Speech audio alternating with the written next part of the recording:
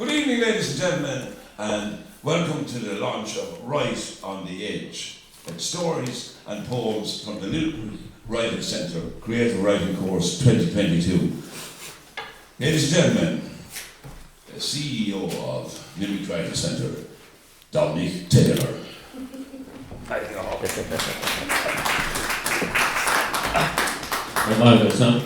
I just thought the road you've got in there. First of all, I'm going to have to apologise on behalf of our editor, Ron Carey, who unfortunately couldn't get down from Dublin over the weather, and he had to be back early in the morning as well, so he was worried about tomorrow's weather also. So look, I'm sure we'll get together with Ron again in the new year, especially in April, because we will have our April is Poetry Month Festival, and Ron will be down launching his own book during that month.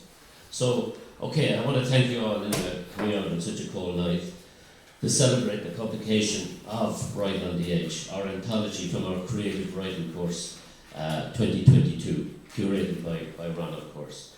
First of all, let me say that Write on the Edge is the 140th title that we have published since we began our community publishing project in 2009. Since then, we have endeavoured to carve out a unique position in relation to literature in Limerick. And I think we have successfully brought ideas about books, literature and writing to a wide audience, locally and nationally. Every person's creative output, whether through the literary arts such as poetry, novel, memoir or song, has a value and profound importance and should be celebrated, and if possible, memorialised through publication and performance. Literature and art is deeply empowering and is for everyone. If you're inexperienced at writing, well, writing is both a craft and an art, and the craft can be developed so that the artist within can emerge. The most important thing when you set out on the writing journey is to keep writing, or as Frank McCourt was oft heard to say when asked what advice he had for aspiring writers, it was to keep scribbling, something will happen. Because the ritual of writing is what makes writers. Art understands ritual. In fact, it could be said that ritual is a language of art. There is, and always will be, an important place in our society for commercial mainstream publishing, which serves us in so many ways. But there is also an intrinsic value, profound importance on the artistic and communal value of community publishing, as it serves to memorialise the clay and soil of our culture and can foster a thriving literary community and inspire a passion for literature. As part of our community publishing programme, we are dedicated to printing short-run, high-quality produced titles that are accessible to readers. We actively encourage writers, from the serious career-minded, the people who write for pleasure, healing, personal growth, insight, or just to inform. Over the years, we have produced a broad range of writing, including poetry, history, memoir, and general prose. Books are still a powerful form of dialogue between individuals and communities, and even though the technology of the book is old, it is still cutting edge. And at the end of the day, as Samuel Beckett rightly stated, words are all we have. But writing is often more than just a literary exercise. It's also about bringing people together and sharing with family and friends, like we are doing here tonight. I would like to congratulate all the participants of the Creative Writing course and to thank Ron for his dedication and commitment over the years to facilitating our courses. To conclude, I'd just like to thank a number of people who helped make the occasion a success. Firstly, William O'Neill and his staff here at the museum for hosting us, and to my own colleagues at the Limerick Writer Centre, and especially to Lot Bender for her work in designing our books over many years. Guramaga.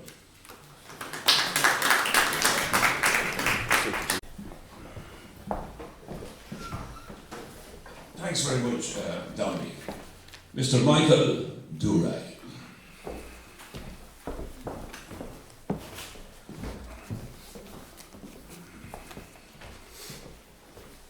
Good evening, everybody.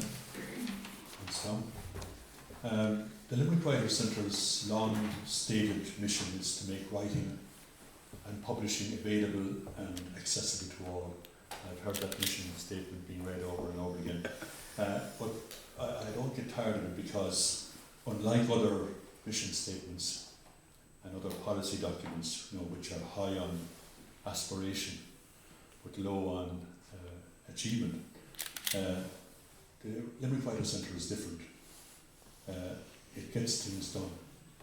And you need look no further, I suppose, for proof than this anthology, produced in a creative writing class involving a diverse group of writers coming from different starting points, and under the tutelage of an expert mentor and curator, Ron Carey. I'm honoured and flattered to be asked to launch this anthology for a number of reasons. One, I have long been an admirer of Dominic and the Limerick Writers' Centre and the work they do to encourage writers of all levels and all experiences and all starting points. I'm very proud to have been associated with the Limerick Writers' Centre for maybe 10 years now, and I have benefited hugely from its support and from the support of its poetry and print revival press. And as well as that, as a late developer myself, I am thrilled to be in a position to endorse the work of and talents and efforts of fellow writers who are in the main, I think, how would I put it politely, of mature years, like myself. The great thing about writing, I suppose, is that unlike rugby or hurling, you don't have to think about giving it up at 35 or 39 when the legs begin to give out. All you need basically is a pen and paper or a tablet or a laptop, a love of words, I suppose, a willingness to learn, an enthusiasm for the whole craft of writing. And I suppose it helps as well if you have a mentor or a guardian angel like Ron Carey. You've been lucky to have him on your side for obviously throughout the whole process of the creative writing program. I'm not going to comment on all the pieces or the authors. It would take too long for one thing, and I would actually be taking up time that's better spent by the authors reading their own work. But I'd like to just acknowledge the amazing range of experiences that I encountered in these pages. The stories and poems took me to places as diverse as Rome, Vancouver, Vietnam, New Zealand. They are set in kitchens, public parks, Asian city streets, secondary school classrooms, supermarket checkouts, carpenters' workshops. They cover the whole gamut of human experience: family strife, illness, the tension between daughter and mother, the divisions between siblings tasked with determining the fate of their widowed mother. And there are stories concerning unrequited love, second chances, teenagers thrown together by difficult family circumstances, and the challenge of coping with new technologies. In fact, there isn't an awful lot in life that isn't covered in this, between the covers of this relatively small book. As well as a range of settings and themes, we're exposed to a variety of forms and styles. In among the conventional narratives, you'll find a story shaped as a letter, poems in formal and informal patterns, employing an array of poetic techniques. The season of sound is skillfully personified. A couple of great haiku sequences, and I used to try my hand at haikus, and then I realised I wasn't able to master maybe the whole maybe mental process required. There are two fine haiku sequences here, one in which wordplay features very strongly. It's both the theme and the modus operandi of the poems. And one collection of haiku as well, featuring a colourful kaleidoscope of the flora and fauna of the natural world. There's a stylish poem tracing the composition of a painting designed to revive memories of summer. And the stories throw up all kinds of memorable characters. I'm thinking of the old fraudster in the wheelchair at the checkout, in the supermarket trying to pull a fast one. And ironically, I suppose my favourite character of from all the stories is not a person at all. I think it was Pat McLaughlin's mongrel, Sputnik. Great name and great character. In a sense, after nearly 3 years, we're all still feeling our way out of the COVID experience. It kind of shocks me in a way to hear mention of something. Oh, it's happening for the first time since COVID. A festival or whatever it might be, gathering of people. And it's kind of, I hadn't realised actually it's nearly 3 years. And in a way, it's appropriate that the anthology begins with a story, Molly's Remarkable Day, set during lockdown, highlighting two elements of that extraordinary experience.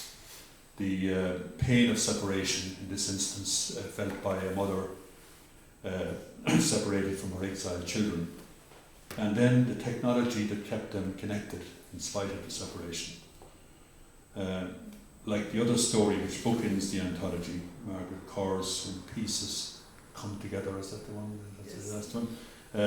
It ends on an uplifting note. It's nice to see in between all the troubled emotions and situations, there's that uplift at the start in the first story and again at the end. When I look back on the lockdown, I'm kind of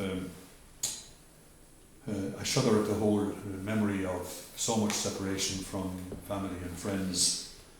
And on the other hand, I kind of give thanks for the fact that we had the technology to keep us in touch.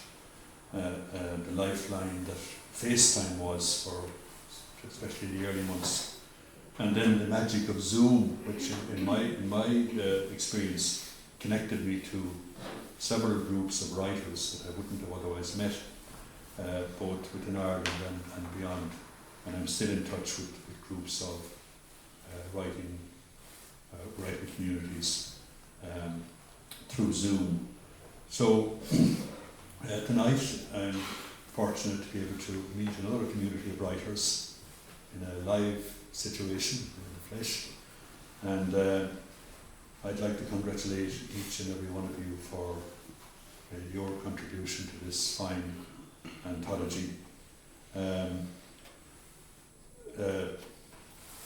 was thinking of the term author, that some of you may be first-time authors, I'm not sure. I know a few of you have had plenty of publishing experience before.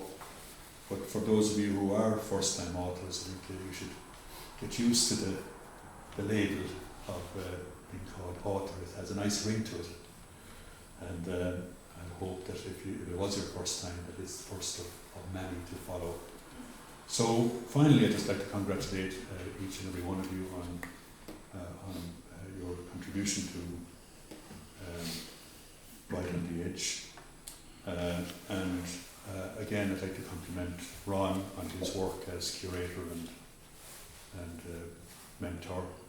And I'd like to compliment Dominic and the Limerick Writers Centre for all the ongoing work at all kinds of levels with providing publishing opportunities for all kinds of writers. So I am proud to be able to declare this anthology, Right on the Edge, officially launched. May it sell a million.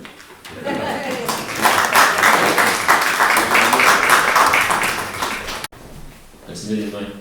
I spoke to a few people as they came in, asked them if they want to read their piece from the book. So we'll hear them now if they want to come up. And if I didn't ask you, we'll get you later on. Okay. The first person I asked was Margaret Carr.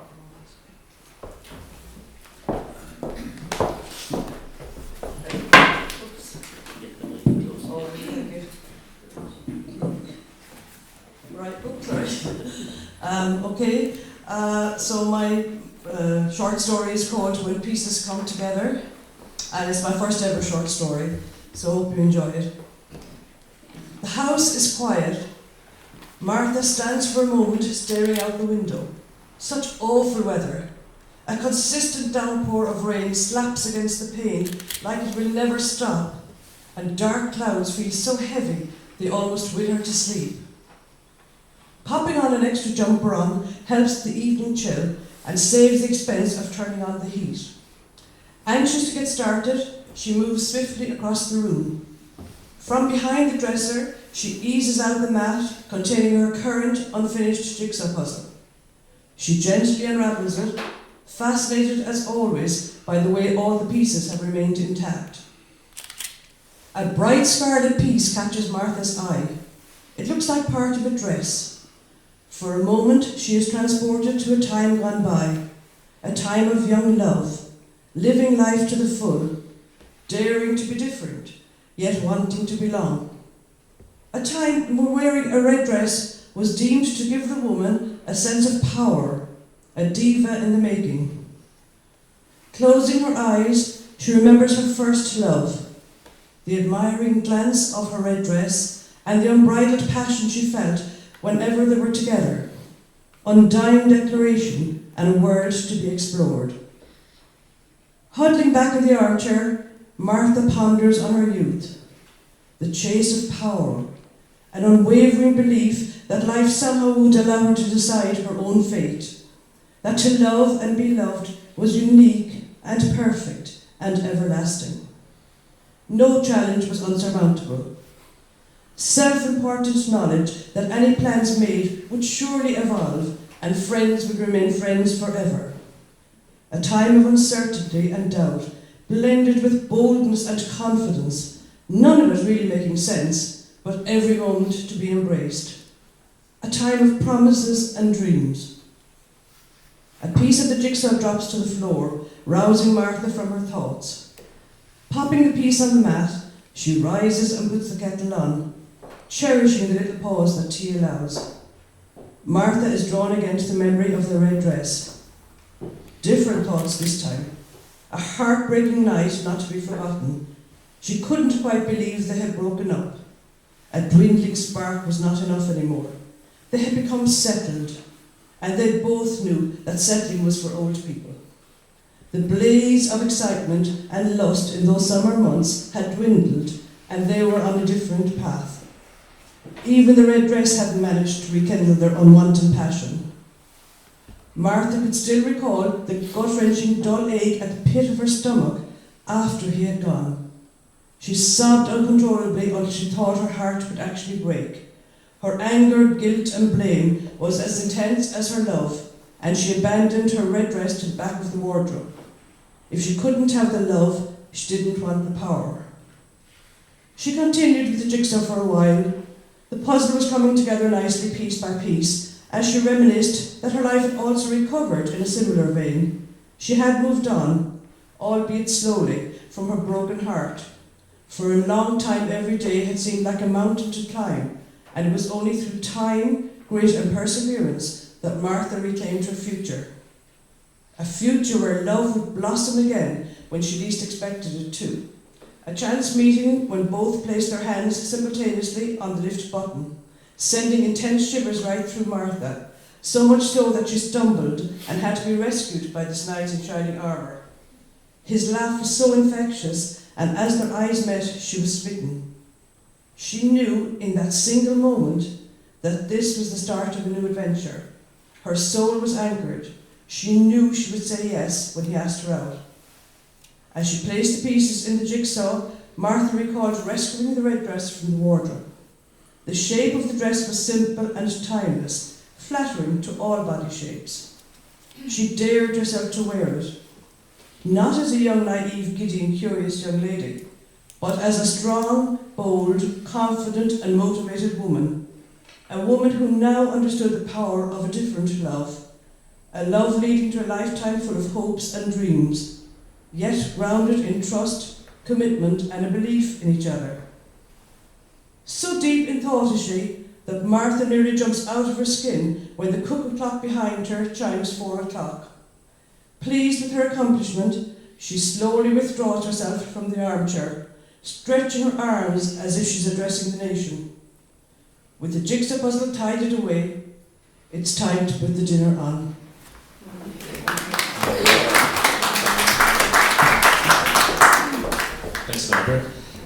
next person on my list here is Maggie Enright.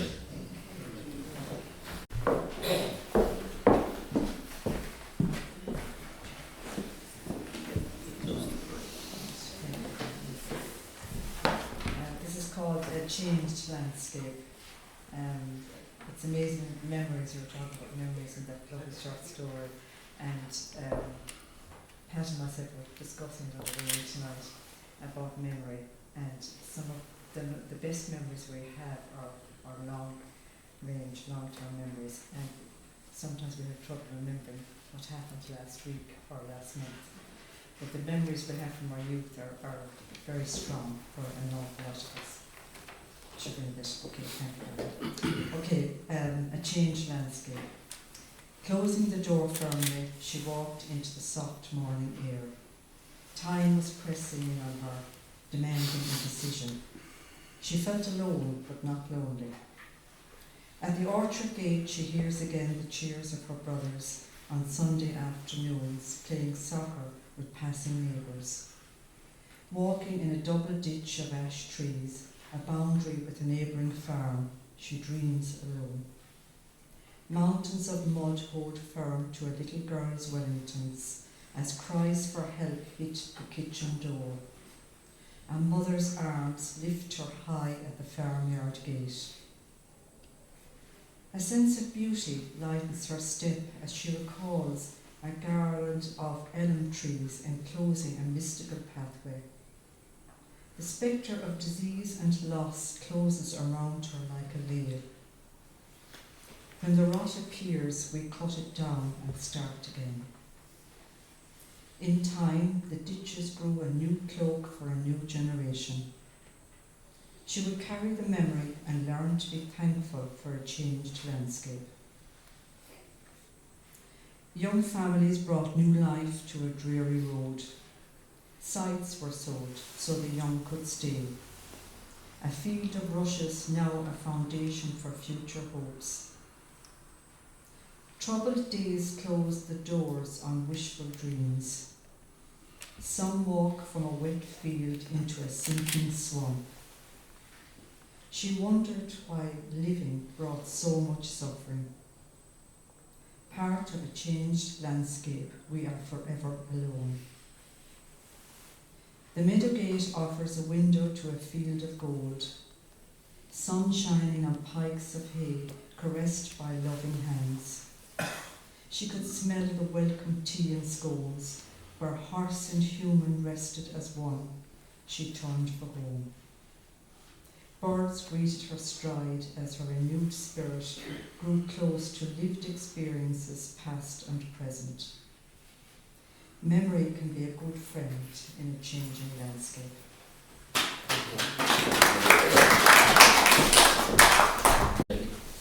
Next I have Pat McLaughlin.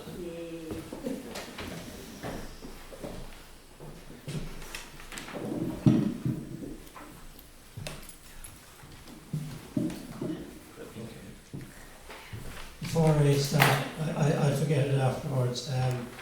I just wanted to thank Ron Carey for his masterful tuition and patience with us all, and Dominic, of course, for his ongoing support and for publishing our books. And of course, the Limerick Writers Centre and all who say Limerick. Where would we be without it? So now, as Michael said, the title of the book is Sputnik. So here we go. Get down, Sputnik, Davy growled as his unkempt mongrel was making determined advances toward the impeccably groomed pool. Sputnik! Did I hear it correctly? What kind of a name is that? The glamorous lady hissed as she scooped her pet from the footpath and cradled the timid creature in her arms. What? Sputnik? Isn't that the name of a Russian vaccine for COVID-19? Don't know nothing about vaccines. 'Twas a rocket, a spaceship. Herself read up about it, said it took the first dog into space. I remember reading something like that. Let me think. You're right.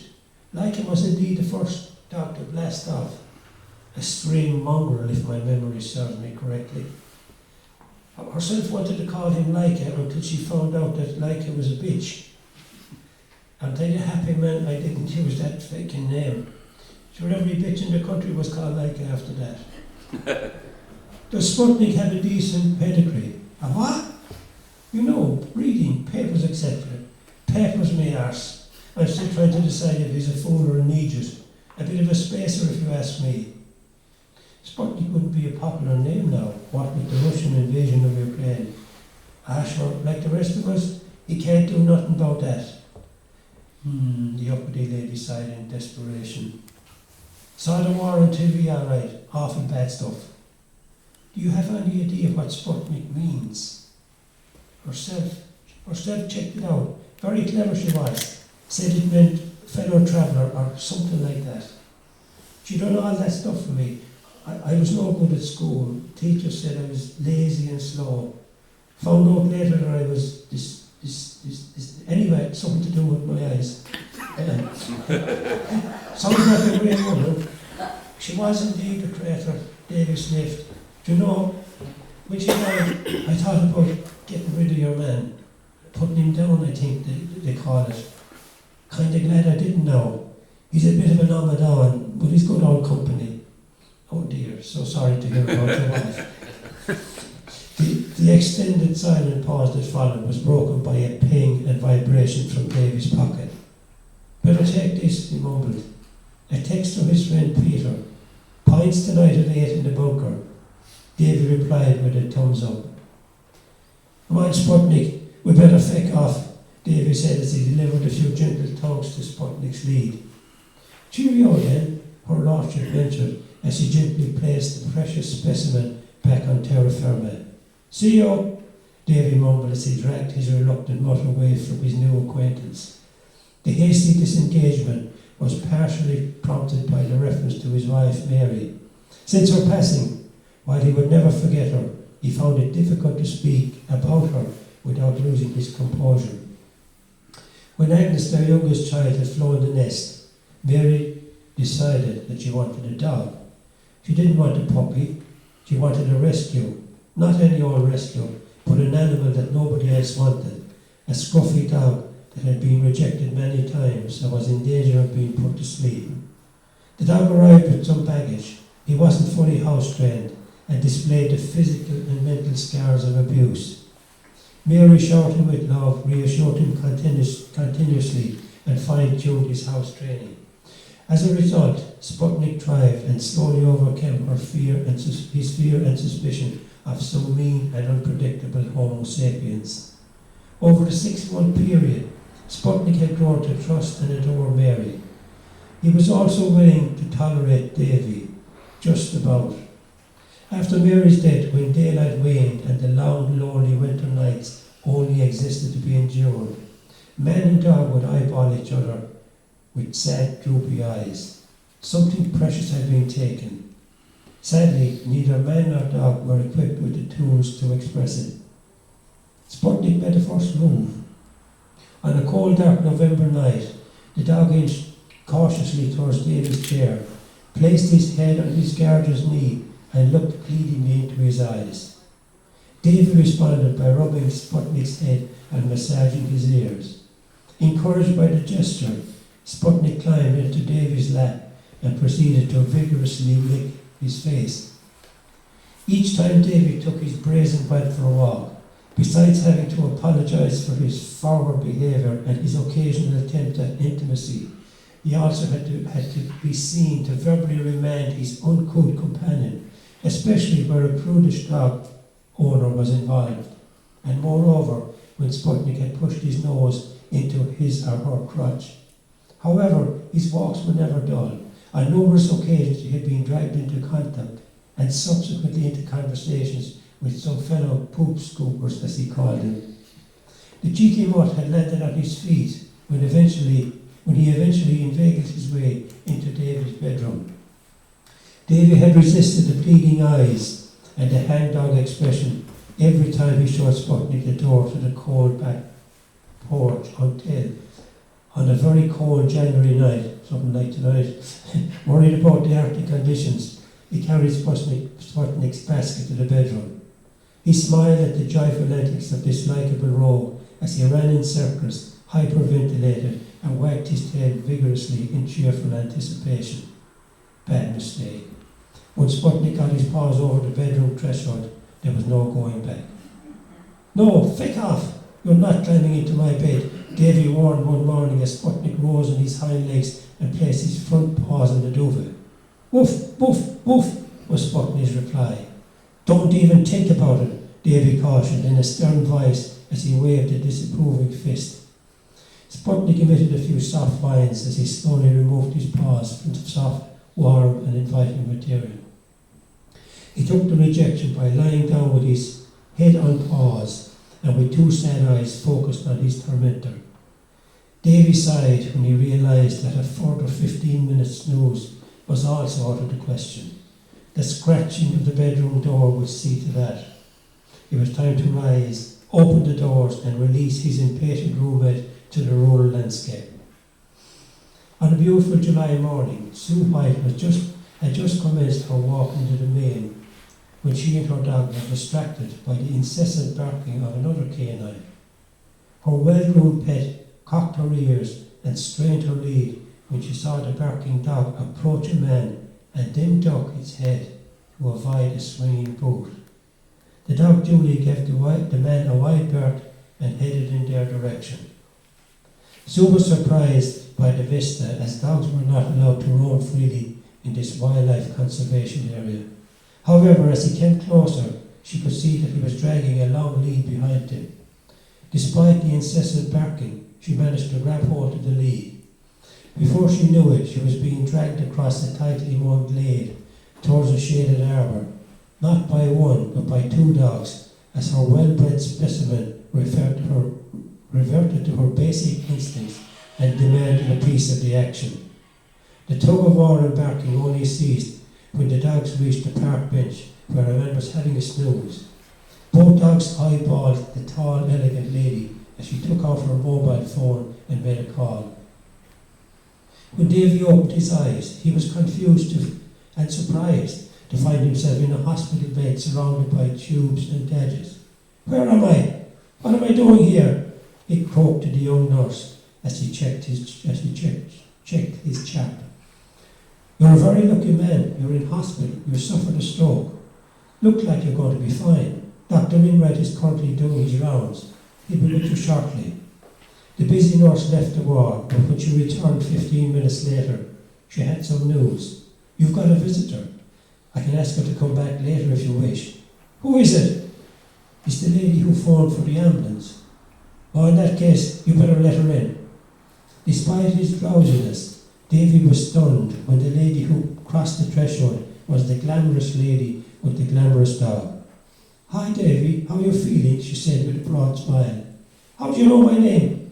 "Easy," she said. "It's written on your forehead." "What?" "Only joking," I asked the nurse.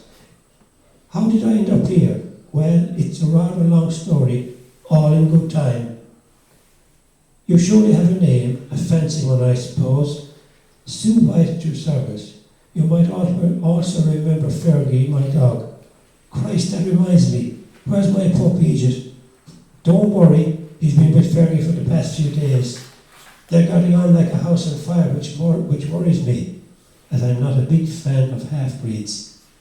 The arrival of Dr. Enright was the signal for Sue to go. As she turned to leave, Davy cleared his throat and said, "The nurse said I was a very lucky man. I just wanted to say thanks." Sue swiveled and said, "That's very nice, but I'm not the one you should be thanking." "What?" "Bye now," she choked as the door slowly closed behind her.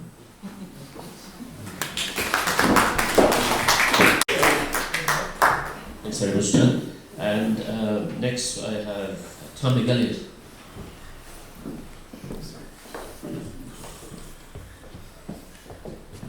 Just a word of thanks again to all the people involved, to Michael, to Tom, to Pat, and a special word for Dominic. Dominic, this couldn't happen without you, so thanks again.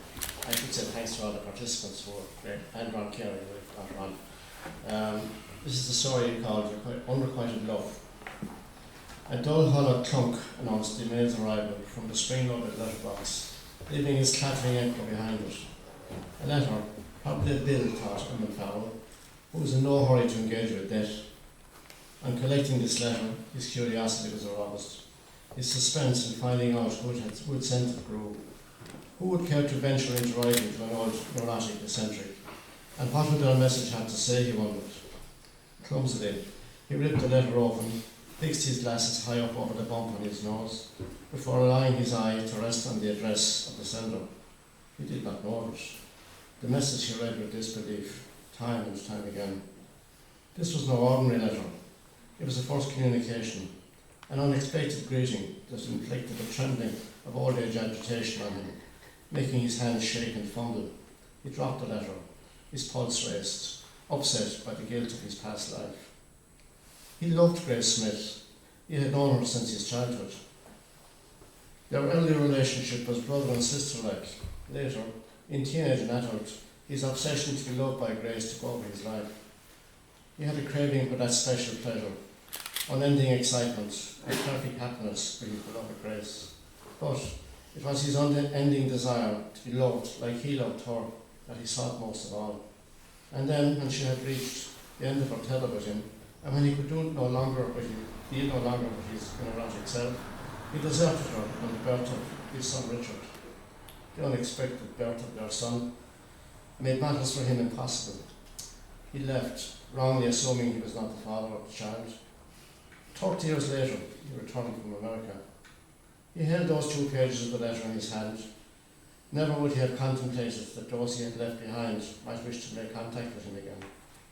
I have the most earnest wish to see you. I hope to travel to Brentwood on the last Friday of the month and call on you at 11 in the morning, signed, your son Richard. The long-awaited Friday arrived. It was still dark and Farrell awoke. He challenged himself to do something about his unkempt appearance. A wrinkled, craggy, old leathery face like a crumpled paper bag, with a fat moustache and an unshaven stubble, looked out at him from squinty eyes in the lower. He could not help from fussing, shaving with care so as not to look like he had pulled himself through a thorn-filled bush. An old orange comb that owned a rack of teeth less than he had himself. He dipped under cold running tap. His long tufts of stubborn grey hair he combed and batted down from right to left, inviting them to lie down, to no avail. 2 hours until Richard's arrival would pass until, slowly, in an eternity of welcome expectation. All in a dither of confusion, he boiled his kettle for a cup of tea. In waiting, cup in hand, he ambled round, stopping to sip some tea, spilling it and wiping it on his lapel. He had not felt as happy for a long time. The importance for him to relate to Richard about his relationship with Grace was critical. If only things could have been different between them. Memories of his beloved Grace came fleeting back to him. Richard arrived. They shook hands and walked through the dark hallway of the rambling old house to the chairs that waited them by the bay window, overlooking the hazel thicket. Farrell had planned it this way. Because of the cluster of old age children, he had not embraced Richard when he arrived. A photo of Grace that Farrell placed on the card table caught Richard's eye. How pleased she would have been to see them together. Forgive me, I'm somewhat overcome by the occasion. Old age weakens the stiff upper lip that hides sentimentality. I'm not quite sure where I should start. Perhaps I should begin by apologising to you, said Farrell. I hold no bitterness or bad feelings towards you. Mum always spoke of you with respect and goodwill. She said that I must never forget that you're my dad, said Richard. His father became emotional, shedding tears as he wiped away with the cuff of his sleeve. After chatting for over an hour, Farrell paused and looked at his son with a query-some frown on him. He blurted out a rapid word salvo, asking, "How did you find me? Why have you come? Is it bad news?" The discomfort with what Richard was about to disclose to his father was telling. He grimaced and shuffled uneasily in his seat. Turning around, he looked out of the bay window in silence towards the overgrown thicket where his father had first met his mother. "It's Grace, isn't it?" said his father. Richard nodded. "Mom had been unwell for nearly 2 years. She passed away last month. Before she died, she asked me to visit you and tell you that she always loved you. I'm sorry," he said. The shock of hearing of her passing was different than anything that Farrell had ever felt. He was devastated and couldn't talk. The bitterness of having been targeted by bad news descended on him. Old, selfish, neurotic demons of the past popped up their heads once more. No goodbye, and feeling lovelorn, forgotten about. Farrell was peeved that she had not looked to see him for one last time before passing. He was angry and bitter as hell, asking why I had been so damn late, to have learned of her private thoughts, or not to have been told that her time was so short. Grace should have told him that she loved him, notwithstanding that he had deserted her in that moment. Farrell was as selfish and irascible as ever. For once he held his tongue. Richard reached into his coat pocket and took out a small red jar. His father recognised it. It was a decorative jar, sat on the mantelpiece in the cottage where Grace was reared. They walked to where he first met Grace in the hazel thicket, at the fallen limestone wall between their houses. Farrell kissed the jar and twisted off the lid. He bent over and scattered Grace's ashes to cascade gently on the very spot of their first coming together. Farrell felt silent and sad, feeling isolated and cheated. The story of his life, grieving and sorrowful, he was gripped with feelings of regret. Grace had suffered in life because of him. They returned to the house. Farrell placed the red jar on the mantelpiece, near the picture of Grace. Richard said his goodbye. In the months that passed, Farrell suffered pain that he never thought was possible, staring at the sadness of his life and the loss of his beloved Grace. In the quietness of the evening, he took a walk in the hazels, hoping to rekindle a spiritual connection with her, bringing her back to Patra with him. The birds lay silent and invisible, hidden in the dark greenery, and roosting perches in the morning. All that remained in the thicket was the remnant of her soul. He sidled along by the high red brick ivy covered wall, and picked a single bluebell and placed it on the very spot where he had first laid eyes on her in childhood. As if in tribute to Grace, from his high perch up on a tall tree, a blackbird sang a lonesome song. Farrell had not known where he had been for all of his troubled life until that very moment without her. Thanks. Thanks, Tommy. And now we're going to have Yvonne O'Callaghan. Yeah.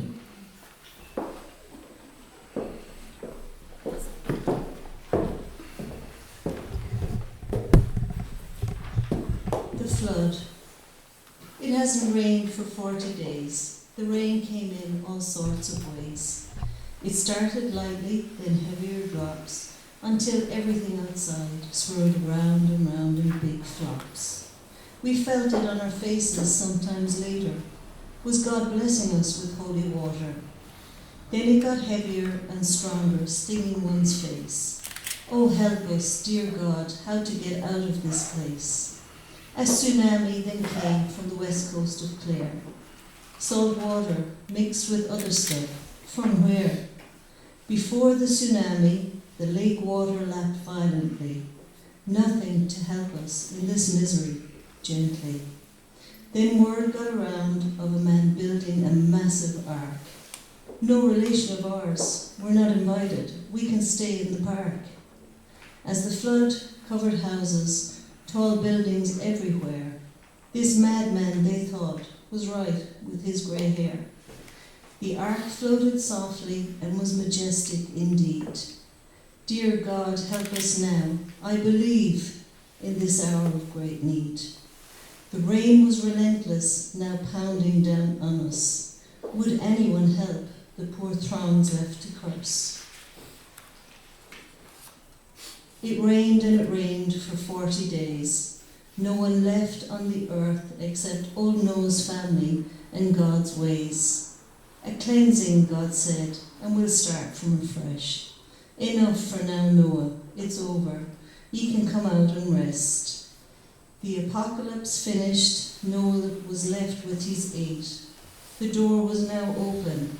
These would eventually get to go through the pearly gate. And now Barbara Hartigan.